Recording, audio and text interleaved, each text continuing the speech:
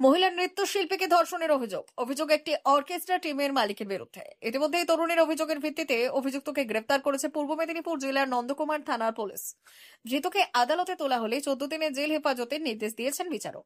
1 August Nandakumar থানায় লিখিতভাবে অভিযোগ দায়ের করেছেন নির্যাতিতা তরুণী।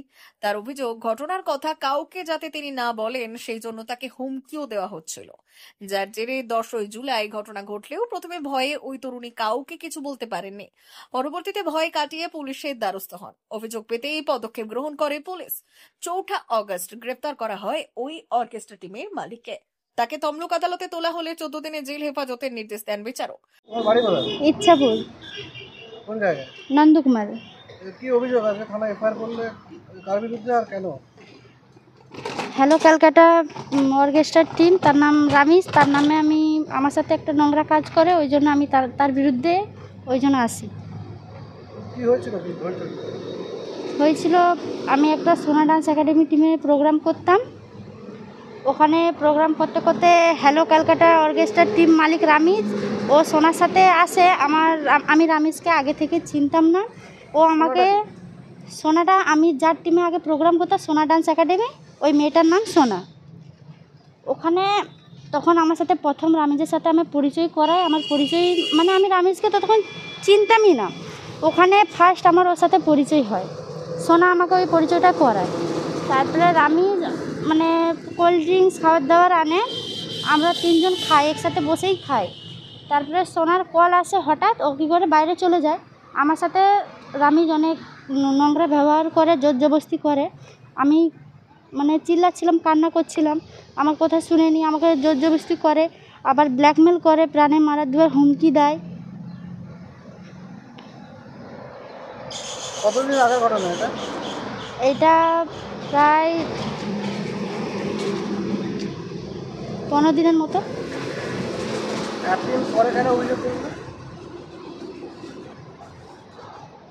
এতদিন পরে কেন অভিযোগ করবে?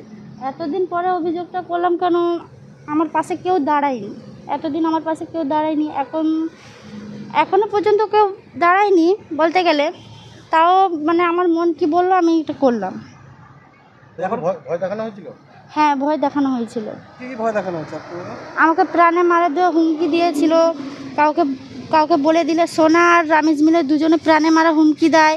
আমার মা বাবাকেও প্রাণে মারা হুমকি দেয়। ওই জন্য এখনও পর্যন্ত আমি মা বাবাকেও এই বিষয়ে জানাতে পারিনি। ওই জন্য মা বাবাও আমার সাপোর্টে একদমই নেই। কি চাইছো? এখন চাইছি আমি রামিজ আর সোনা যে আমার সাথে এটা করেছে, আমি ওদের বিচার চাই। আপনি তো ডান্স গ্রুপের মালিক। হ্যাঁ, আমি একটা ছোটোখাটো ডান্স টিম চালাই। আপনারই ডান্স গ্রুপের একটি মেয়ে আজকে নন্দকুমার থানায় অভিযোগ দায়ের করেছেন। কী জন্য অভিযোগটা হয়েছে? কার বিরুদ্ধে অভিযোগ? আমার ডান্স টিমটায় ও মেয়েটা কিছুদিন হলো এসছে। ও আগে একটা টিমে কাজ করতো, ওই টিমে ওর সাথে একটা খারাপ নোংরামি কাজ হয়েছে, ঠিক আছে। তো ওইখানে কয়েকজনের নাম এসছে, ওর নামে ও এফআইআরটা করতে এসছে। এবারে আমাকে বললো, দাদা আমার সাথে এরকম এরকম নোংরা কাজ হয়েছে। ওই জন্য আমি চাই যেটা, যে দোষী শাস্তি পাক। নোংরা কাজের বিরুদ্ধে আমি, দোষী শাস্তি পাক। কারণ আজকে মেয়েটা আমার কাছে এসছে বলে বলতে পেরেছে। ও যদি ওইখানে থাকতো বলতে পারতো না, বা কোনো কিছু একটা জিনিস লুকিয়ে রাখতে পারতো, মানে ওকে লুকানো হয়েছে। আমি চাই আজকে আমার সাথে হয়েছে, কালকে অন্য কোনো টিমের সাথে হতে পারে। হ্যাঁ, সুসাইড করতে গেছিলো। আমি যেটা শুনেছি, ওর হাতে কাটা দাগ দেখতে পাচ্ছি। ও তো বলছে সুসাইডও করতে গেছিলো সেই সময়। এখন ব্ল্যাকমেল করা হচ্ছে, বলছে কেসটা উইথড্র করে নিতে বা করতে বলা হচ্ছে। কিন্তু আমি মেয়েটাকে বললাম যে এরকম এরকম হুইপ আসছে। মেয়ে বলছে আমি বিছাবো না, আমি আমার নিজের দায়িত্বে আমি যাবো, আমি কেস করবো। টাকা পয়সা সেরকম বলা হয়নি, বলা হয়েছে মিলচাল করবে একটা, ঠিক আছে। এবার 5 লাখ টাকার মতন এরকম একটা কথা শুনছিলাম। আমি চাই দোষী যেন শাস্তি পাক, ঠিক আছে। আমার নাম সূর্য, আমি একজন ছোটোখাটো ডান্স টিমের ওনার। আশা করি, আমি ভাবছি এরপরে আমি এই যে বিরুদ্ধে দাঁড়িয়েছি, হয়তো আমার টিমটাও চালাতে দেবে না, অনেকেই প্রবলেম সৃষ্টি করবে। আমার টিম এখানে দাদাগিরি করে? অবশ্যই কিছুটা হলে দাদাগিরি করে। আমি তো 1 বছর হলো নন্দকুমার এলাম, নন্দকুমারে এসে দেখছি কিছুটা দাদাগিরি ওদের আছে। ঠিক আছে, হয়তো আমাকে টিমও চালাতে পারবে না, থ্রেটিং করবে, আজ থেকে হয়তো আমার ফোনের উপর ফোন আসবে, থ্রেটিং করবে, আমাকে প্রাণে মারারও হুমকি দিবে, আমার টিমটাও চালাতে দিবে না। আমি কিছু এই ঘটনাটা নিয়ে আমার মাথা গরম হয়ে আমি ইউনিয়নকে একটা গালাগালি দিয়ে দিয়েছিলাম, সেই জন্য আমি ইউনিয়নের কাছে ক্ষমা প্রার্থী হাত জোর করে। কিন্তু আমি চাই সবাই সুস্থভাবে ব্যবসা করুক, প্রত্যেকটা টিম মালিকের প্রতিবাদ করুক, একটা নোংরা কাজ হয়েছে, নোংরা কাজের জন্য বিরুদ্ধে সবাই যেন দাঁড়াক। দেখুন, একের পর এক ঘটনা এই রাজ্যে এভাবে ঘটে চলেছে, এ আর নতুন করে বলার কিছু নেই। তবে এইটুকু বলতে পারি, আজকের এই রাজ্যের মাননীয় মুখ্যমন্ত্রী একদিকে যেভাবে কলকাতার মঞ্চে শিল্পীদেরকে পুরস্কার দিচ্ছেন, আর পূর্ব মেদিনীপুর জেলায় সেই শিল্পীরাই ধর্ষিত হচ্ছে, আর সেই ধর্ষণের পেছনে দিদির দুধেল গাই রামিজের মতো একজন আছে বলে শুনলাম, যেই রামিজ হ্যালো কলকাতা নামে একটা ব্যান্ড নন্দকুমারে চালায়। তো সেই নন্দকুমারেই আবার বাইরে থেকে বিভিন্ন রকম মেয়েদেরকে, নৃত্যশিল্পীদেরকে নাচের সুযোগ করিয়ে দেওয়া হবে বলে তাদেরকে নিয়ে এসে বিভিন্ন রকম অসৎ জায়গায় লাগানো হয়। তো পুলিশ এখানে নীরব দর্শক, পুলিশের ভূমিকা নেই বললেই চলে। আজকের এরকম একটা ঘটনায় অভিযোগ দায়ের হওয়ার পরে পুলিশ গ্রেপ্তার করেছে, কিন্তু যদি পুলিশ আগে থেকে সক্রিয় থাকতো তাহলে এরকম ঘটনা ঘটতো না। আমার প্রশ্ন এখানেই যে আজকের যে মেয়েটা আজকের নাচ গান করে তাদের বাড়িতে টাকা পাঠালে অসহায় বাবা মা হয়তো ঔষধ কিংবা সংসার চালায়, তো সেই মেয়েটা কি সুরাহা পাবে? প্রশ্ন এখানেই থেকে যাচ্ছে। সুদীপ দাস, বিজেপি নেতৃত্ব, তমলুক সাংগঠনিক জেলা। নন্দকুমারের এক নৃত্যশিল্পীকে ধর্ষণ করা হয়েছে, এই মর্মে নন্দকুমার থানায় গতকালকে একটা অভিযোগ দায়ের হয়েছে। অভিযুক্ত ইতিমধ্যেই পুলিশের হাতে গ্রেপ্তার হয়েছে। যেটা মূল অভিযোগ যে যিনি অভিযুক্ত যিনি গ্রেপ্তার হয়েছেন তিনি তৃণমূলের, এমনটাই অভিযোগ করছে বিজেপি। কি বলবেন? মানে তৃণমূলের কি কোনো পদে আছেন? আমার তো জানা নেই উনি কোনো পদে আছেন বলে। তৃণমূল সবাই করে।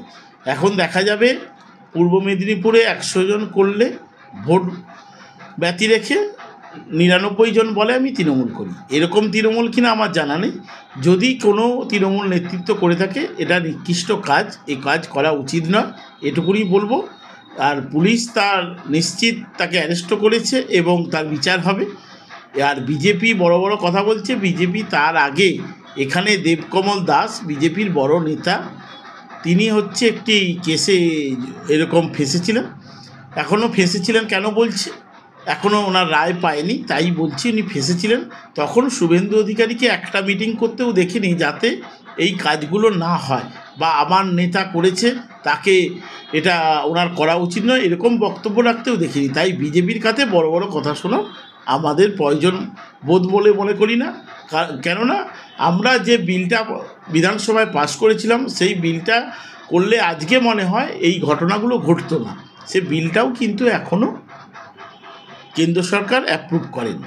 তাই বলবো বিজেপি বড় বড় ভাষণ না দিয়ে নিজের দিকে, নিজের আয়নার দিকে মুখটা তাকাক, তাহলেই বুঝতে পারে। পার্থসারথী মাইতি, সহসভাপতি, পশ্চিমবঙ্গ প্রদেশ তৃণমূল যুব কংগ্রেস।